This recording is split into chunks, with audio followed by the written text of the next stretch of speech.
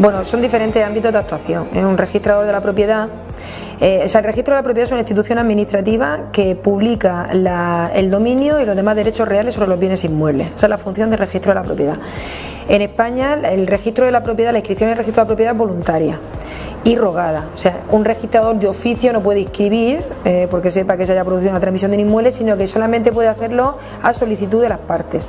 Y las partes son libres de inscribir o no. Hay determinados casos excepcionales donde sí que hay una inscripción constitutiva que es necesario inscribir para que el derecho nazca perfectamente formado, pero por regla general es voluntario.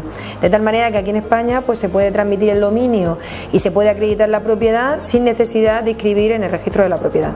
Lo que ocurre es que la inscripción en el registro de la propiedad sí que dota a la transmisión o a la titularidad del dominio o un derecho real pues de unos efectos especiales. La ley hipotecaria establece que todo lo que aparezca publicado en el registro de la propiedad, el dominio y demás derechos reales, se presumen que existen y que pertenecen a la persona en favor de la cual aparecen inscritos en la forma determinada en el registro de la propiedad. Entonces, como le da esa presunción de veracidad frente a terceros, es necesario que el registrador de la propiedad controle que la legalidad formal de los documentos que llegan al registro.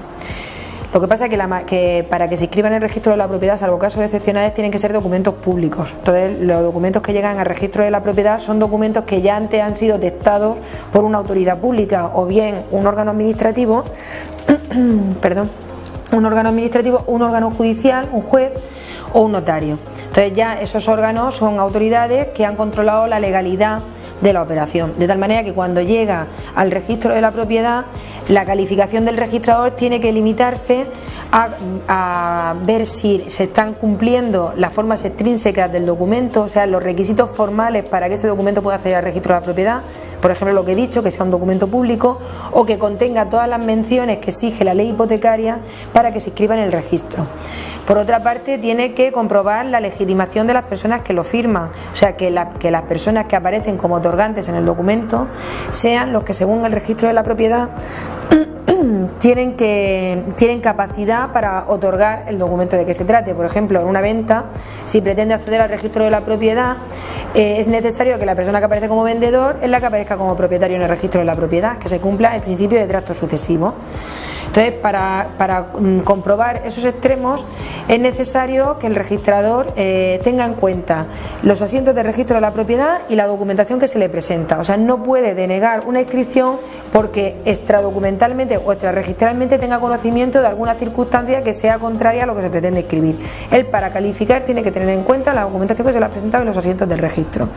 Entonces, cualquier extralimitación en la calificación del registrador porque no respete el juicio de legalidad que han hecho esos funcionarios previos que han conformado el documento que accede al registro, intentando invadir sus competencias, o en el caso de que esté tomando en cuenta elementos externos para su calificación que exceden del documento de los asientos de registro, puede dar lugar a que se ponga un recurso contra la calificación del registrador. Ese recurso se puede poner directamente ante la Dirección General de los Registros del Notariado o ante los tribunales de justicia. También existe la posibilidad, antes de interponer el recurso, de pedir una calificación sustitutoria por otro registrador. O sea, pedir que otro registrador califique la escritura para ver si coincide su calificación con la del primero que ha calificado o si, por el contrario, decide escribir.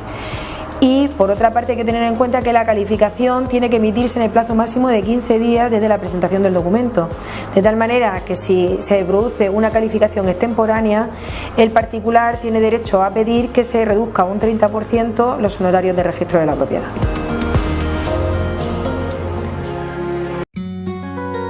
Visítanos, llámanos, envíanos un mail o entra en nuestra web